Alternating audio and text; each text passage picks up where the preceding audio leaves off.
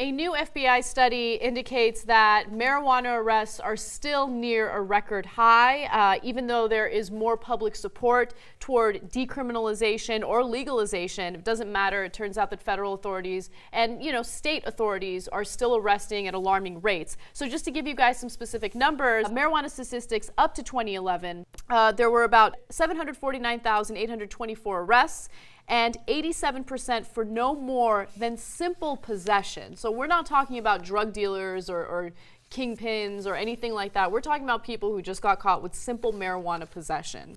Okay, when you look at New York City specifically, in New York City for over 15 years, more people have been arrested for marijuana possession than for any other criminal charge whatsoever. 1 arrest in 8 is for simple possession of a small amount of marijuana. And that's according to a SUNY sociology professor and marijuana policy researcher.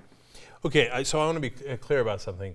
When we say up to 11, we're saying that there was up to that many arrests, but they all happened in that year, okay? Yeah. So in 1 year alone, and meaning as late as 2011, way into President Obama's first term, where President Obama famously, of course, said before he was elected that he would not focus on this, that it wasn't a wise way to spend prosecutorial time and energies, etc. But it turns out we were still breaking records all the way up to 2011. And in 1 year alone, 750,000 arrests is an unbelievable number. It didn't let down at all. Right. Now, we'll have to see a couple of years from now when they collect numbers for 2013 and 2014, whether that changed at all, because once again now they've said, no, this time we really mean it. In Colorado and Washington, where they've made it legal, we're not going to spend a lot of federal time and energy prosecuting those cases. Then the next week they put out a statement saying, well, don't get us wrong, we might. Yeah. But overall, I got a sense from them that this time they do mean it. We'll see what kind of effect that it has. And by the way, they could mean it about Colorado and Washington. And still, since this train is headed in that direction, all across the country, different localities, states, and the federal government in all the 48 other states can continue to break records in arresting people for marijuana. Yeah, and I should note that in New York City, the New York Police Department did release statistics on marijuana arrests in this year, in the first half of this year. And the reason why they did that was because they wanted to show that it's no longer a priority to arrest people for marijuana possession. And according to those statistics, the numbers were down significantly. So that's promising information. And I think that you're going to see that probably across the board. But still, to know that so much federal money, so much of state dollars are going toward arrest for simple possession is maddening.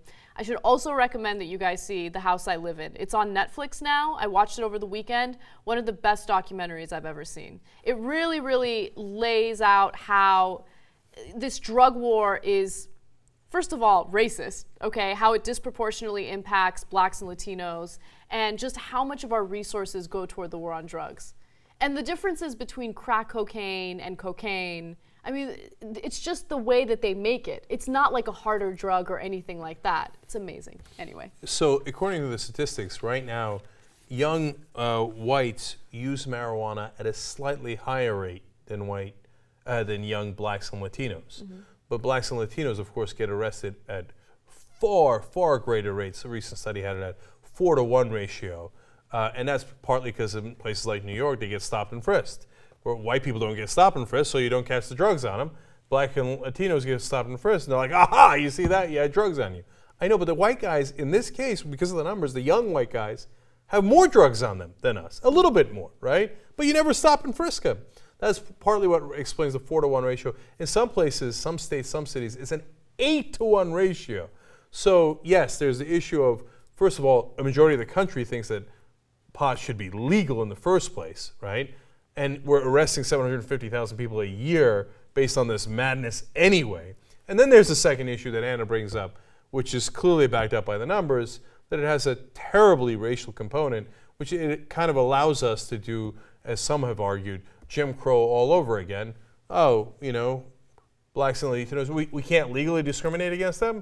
Well, we can stop and frisk them more. We can, it's not just in New York, we can all over the country they get stopped more. And then, well, will you look at that? We wind up putting more of them in jail.